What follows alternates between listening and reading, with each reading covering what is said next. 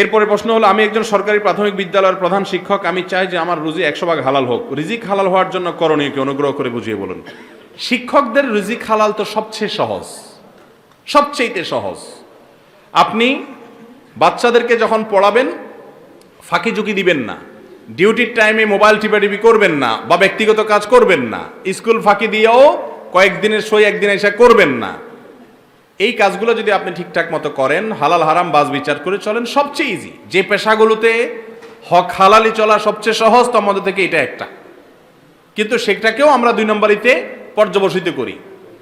যারা আমার কাছে টিউশনি পড়বে, কোচিং করবে, তাদের পরীক্ষার মার্ক বেশি হবে, তাদেরকে প্রশ্ন আগে দিয়ে দিবেন, এতে আপনার উপার্জন কি হবে, হারাম হবে। এরকম কোনো অন্যায় কাজ করলে হারাম হবে, বেসিক্যালি কোনো হারাম হবে না ইনশাআল্লাহ।